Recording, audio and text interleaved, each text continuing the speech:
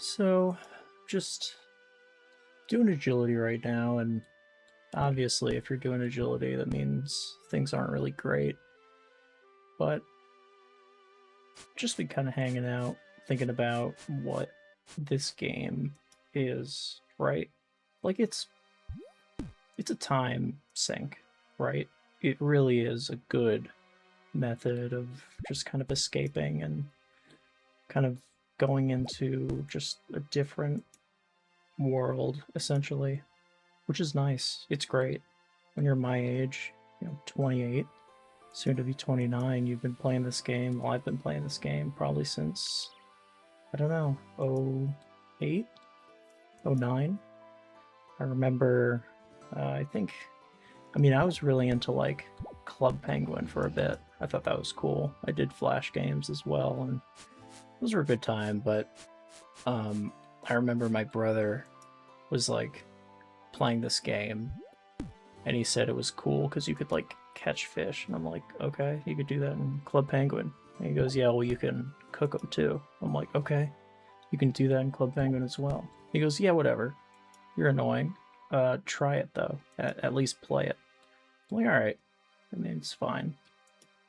And it was kind of weird, very unorthodox. This was back in the day, so you could just this was back before any real account security. So like I think what I told him was like, I don't want to play, but I want to play like I think I said like a strong character. And there was this website we went to that was like, it just had a bunch of account names and passwords, and we just ran through all of them, and one worked, and it had like 60 strength and attack, and I and it had like some red item in the bank. I'm like, oh, that one's kind of cool. And he goes, all right, so play this one. Okay, so I did for a little bit. I didn't know what I was doing either, and also it wasn't fun because I didn't actually do any of the stuff. I didn't do any of the quests that it had done. So I ditched that and I started a new account, and I was bad. Like, I just kind of cut trees down, followed people around, and I died a lot. I remember going to the bounty hunter craters when those were a thing in the middle of the wilderness back in 08 or 09 when they came out, and going there, I got 40 attack and I brought a rune scimitar, and I thought, okay, because I'll just attack people with this. And I think I killed a few folks, but that was back when people would just run around and do that. But anyway, from there, then I really just kind of hunkered down in the party room for like, there was like an entire summer where there was like, that was like all I did. I just kind of hung out there. And this is back when the party room world was world 103, so I would go there, I'd be there just hanging out, waiting for people to drop stuff. And it happened fairly, like once a week there was a big one. When I say big, it was probably like 10 mil or more. If it was 1 mil or more, the time limit it would take would be 10 minutes, and every banker in the world would announce it and offer a free teleport. I don't know if that's still a thing, but this was also during the trade limit, so it was a much bigger deal because you couldn't really, like, wealth transfer was a lot more difficult back then. That was like 09, 2010. Then there was like a couple of years, 2011. Keep in mind, I'm bad during this whole time. I don't want it to sound like I'm getting better. I'm doing the same stuff, cutting trees, walking around. And so 2010 to like 2012, there's just a series of months where the graphics are changing for everything in ways that don't really make sense. So like attack animations are frequently changing, like with the base armor sets. So like steel, mithril, adamant, rune, and the weapons are changing in their look, and it's just kind of announced as it happens, which I didn't care for. I'm not gonna lie. I remember when I was playing RuneScape a lot. My brother would play Call of Duty, and I would be like, man, how nice is it that he's able to play a game that isn't updating like every week with crappy updates, you know? And now look where we are.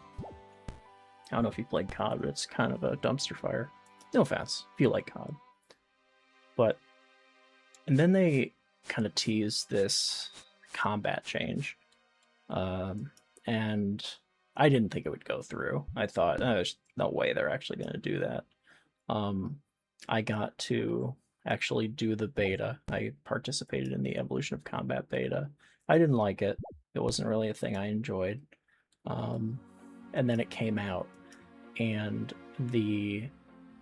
I remember that, I mean, I was really disappointed. I thought there's no way it's going to come out. Sure enough, they announced it and it came out, right? And what was so crazy was the amount of folks that just left cold turkey that I never saw again. Like account names that I've logged into my main account on RS3, and they haven't logged in since. You know, it's been 13 years since they touched the game, and that's crazy. And at this time, the Falador party room was busy. It was buzzing. There's a lot of folks going in there, just dropping their shit, just saying like, "Yeah, I'm not coming back. This kind of sucks," and they weren't wrong to feel that way. And Jagex didn't really course correct for another year. They kind of acknowledged that it was hasty, but that was it. They didn't really fully account for, I guess this, I think they just did too much too fast. It just wasn't, it's just changing a game fundamentally when you're forgetting why people play it, you know, because World of Warcraft was a thing back then where it had ability bars and all that. You could have played that instead of RuneScape. So anyway, come like late 2012, 2013, there's this like there's a private server that opens. I forget what it is. I forget exactly the name, but it was like 06scape, and I didn't play it. This was a time where I had taken a break from the game because I didn't have a good computer, but the other part was just, it wasn't fun. RuneScape just wasn't fun for me. And at this time, that was really picking up. It got like thousands of people going to it. And private server became like for profit, and I guess that's grounds to be shut down. So Jagex shut it down, right? You can run a private server if you don't make money. But they were making money, so they shut it down. And then from there, streamers began to really petition this, like, hey, can we get a completely, like, can we get a version of the game where it's just before this, like 05, 06? And there was like this big petition that went out, right? And sure enough, Jagex goes, we'll see if we have anything. We doubt it. Sure enough, they did. There's a guy on YouTube that has a great documentary on this. His name is RS Will Miss It. I think it's spelled like this. Will Miss It. It's like that, right down there.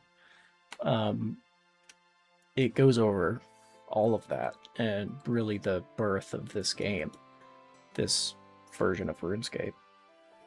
And what's so interesting is that this was really the first, I think, strong attempt by Jagex to listen to its player base in a way where it's like honestly listening, in a way that's completely transparent. I'm not super involved in all of that. I'm sure there have been instances in the iteration of this game where there hasn't been transparency, but they gave it a good go. They've been giving it a good go, and they've been doing great. They've been doing pretty good. And so I've been playing this game. I usually am on an Iron Man, but this is the main. Just a main account I made a little while ago. But it's just something I was thinking about when doing this. Like, dude, this is all like community made. Like these rooftops. This is the guy that conceptualized the idea, right? I think that's so cool. These icons you see in the sky, this is a plugin that's made by the community. The graphics were made and developed by the community for free, right? Like when I hover over things, I'm seeing, it says Mark of like a lot of what I interact with is made by the community. And I really do think that's something that is finally getting through to companies, at least the ones that are being honest and not purely profit driven, that want a healthy game, that they choose to listen to their community and they choose to make changes that, while difficult, are good for the longevity of the game, right? Like, one of the changes Jagex had to make back in the day was the trade limit. That sucked. That was a huge problem for a lot of folks. Many folks quit. And it's just because people were getting hacked and their credit card was getting declined, and banks were like, dude, RuneScape is coming up when a card is stolen as one of the stolen purchases. Like, banks were threatening Jagex HQ, like, dude, if this keeps happening, we're not going to allow any purchases through you. Like, there was a real warning. Like, there's some kind of notice they were given. And so they had to, I think they had to make an honest attempt at changing it and demonstrate to these institutions that they had done that. And so that's one of the changes they did, which sucked. And so then they made the trade limit, and it was just as it sounds, except the trade limit difference changed based on the amount of quest points you had. So I think when you started, it was like 5k. You could trade 5k every 30 minutes, if I'm remembering correctly. And then when you got every amount of like quest points, like 10, 20, 30, 40, I think it went up by like 2 to 3k each. And so there came a point where, like, if you had the quest cape, I think you could trade 100k. But it's been so long. But yeah, I don't know, man. I was thinking about that and how this game has changed over the last 2 decades. It's crazy it's even still a thing. You know what I mean? I think it's crazy. But anyway, dude, that's it. Hope you have a good day. See you later.